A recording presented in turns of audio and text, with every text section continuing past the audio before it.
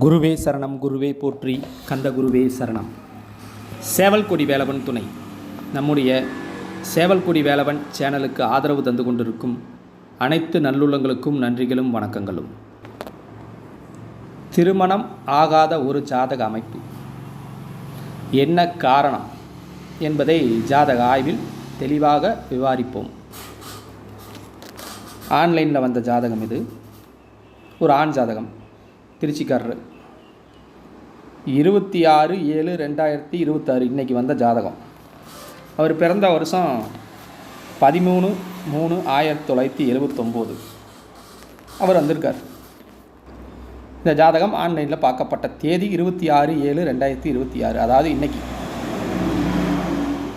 பார்த்தோன்னே வயசு 47 வயசு 4 மாதம் 13 நாள் நடக்குது. இப்போ 47 வயசுக்கு இந்த வயசு அப்படிங்கிற ஒரு விஷயம் ஜோதிடத்தில் என்றைக்குமே ஒரு விஷயத்தை குறிகாட்டிக்கிட்டே இருக்கும். இந்த வயசு எங்கே இருக்குன்னா லக்கணத்துக்கு 12ஆம் பாவத்தில் இருக்குது. லக்கணம் வந்து தனுசு லக்கணம், சிம்ம ராசி, பூர நட்சத்திரம். லக்கணத்துக்கு 12ஆம் இடத்துல வயசு வருது. சரி, அந்த வயசுக்கு 2 பொதுவாக ஒரு திசாபுத்தியோ கோட்சாரமோ எது எடுத்தாலும் சரி வர்றதுங்கிறது 2, 6, 10. பிரச்சனைங்கிறது 6, 8, 12 பாதகம் அப்படின்னு ஒரு வார்த்தை இருக்குது. இவர் வயசு லக்கணத்துக்கு 12ஆம் இடத்துக்கு வந்துருச்சு. 12ஆம் இடத்துல 1000 கேள்வி இருக்கும். தூக்கம் இருக்குது, மருத்துவமனை செலவு இருக்குது, போய் சேருதல் இருக்குது, மரணம் இருக்குது, பிறப்பு அப்படின்னு ஒரு வார்த்தையை அங்கே தான் சொல்லணும். 12ஆம் இடம் போக பாக்கியம், அதாவது இல்லற உறவு அப்படின்னு சொல்கிற விஷயம். இதெல்லாம் 12ஆம் இடத்துல இருக்குது. இன்னும் நிறைய இருக்குது. இது மட்டுமா? இன்னும் ஏகப்பட்டது, ஏராளம். சரி, இந்த வயசு அங்கே வந்துருச்சு. அதற்கு பாதகத்தில் லக்கண அதிபதி குரு அமர்ந்திருக்கார். பாக்கியத்தில் அமர்ந்திருக்கிறார். அதுதான் பாக்கியமோ, ஆனால் அதுவே அந்த லக்கணாதிபதி போய் பாதகத்தில் அமர்ந்திருக்கார். அப்போ ஜாதகருக்கு ஒரு பாதகம். எந்த மாதிரி பாதகமாக இருக்கும்? இந்த வயசு அவருக்கு ஒரு பாதகத்தை கொடுத்துருக்குது அப்படின்னு சொல்லிட்டு, சரி எதுக்கோசரம் வந்திருப்பாங்கன்னு பார்க்கணும்ல. இப்போ ஜாதகம் பார்க்குறாங்கன்னா 48 வயசில் ஒருத்தர் வந்திருக்கிறாரு. 48 வயசில் என்ன தொழில் சார்ந்த கேள்வியா, குழந்தை இல்லையா, என்ன அப்படின்னு ஒரு கேள்வி, அம்மா அப்பா உடம்பு இல்லையா, இல்லை என்னவோ ஒரு கேள்வி இருக்கணும்ல அப்படின்னு. இல்லை குழந்தைகளுக்கு திருமணம் பார்க்குறாரா, என்ன ஒரு விஷயம் இருக்கும். பெண் பிள்ளைகளாக இருந்தால் அவருக்கு குழந்தைகளுக்கு இப்போ திருமணமே பண்ணியிருக்கணும் சில பிள்ளைகளாக இருந்தால். அப்போ எந்த மாதிரி கேள்விக்கோசரம் வந்திருக்கார் அப்படின்னு பார்க்குறப்ப அந்த வயசு வந்து விருச்சகத்தில் இருக்குது. அதன் திரிகோணத்தில் என்னென்ன, அதில் ஒரு கிரகம் இல்லை.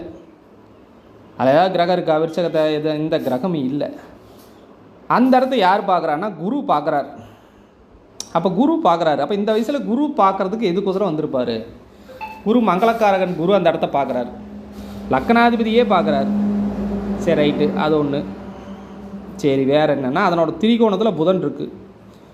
புதன் வந்து மீனத்தில் இருக்குது. கோட்சார புதன் எங்கே இருக்குதுன்னு பார்த்தா அவர் போய் மிதுனத்தில் இருக்கிறார்.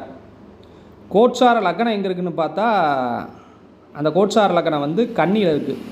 இப்போ இந்த கன்னிக்கும் புதனுக்கும் ரெண்டும் கன்னியில் பாருங்கள், கன்னிக்கு பக்கத்தில் வெளியே அவுட்லைனில் போட்டுக்குது பூரா கோச்சாரம்.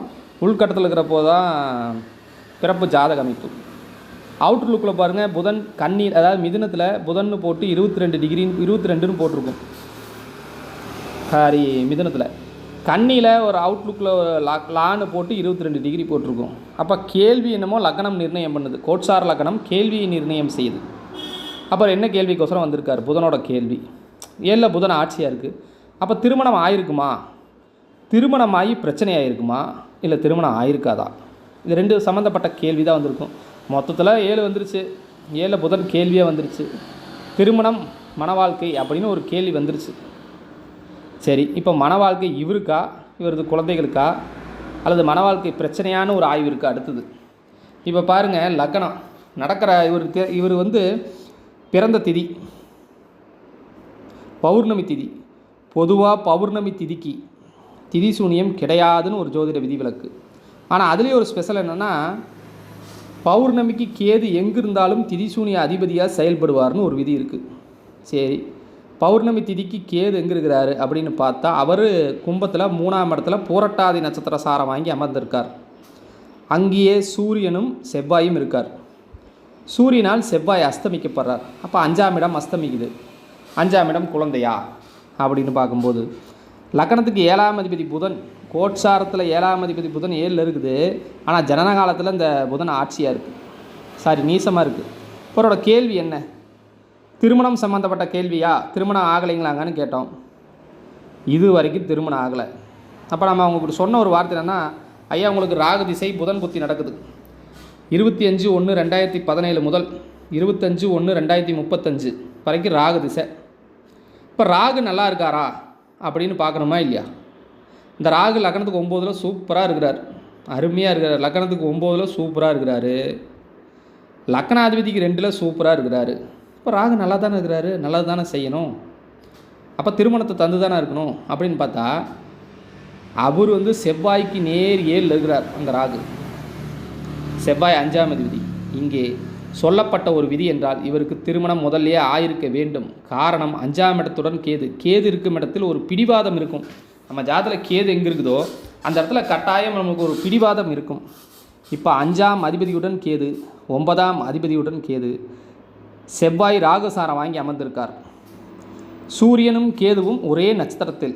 இவர் என்ன நினச்சிருக்கிறார் ஆரம்பத்தில் இருந்துன்னா, தன் ஜாதியிலேயே திருமணம் பண்ணணும். ஏன்னா இந்த சில பேர் கோயில் நிர்வாகம்லாம் பண்ணுவாங்க, அந்த மாதிரி தன் ஜாதியிலேயே பண்ணணும், தன் ஜாதியில் தான் பண்ணணும் இது வரைக்கும் காத்துட்ருக்கார். சொல்லப்போனால் இவருக்கு முதல்ல திருமண அமைப்பை தந்திருக்கும். வேறு ஜாதி அப்படின்னு பார்த்துருந்தா கட்டாயம் திருமணம் ஆகிருக்கும். இதுவரை திருமணம் ஆகாத ஜாதக அமைப்பு. நன்றி நண்பர்களே.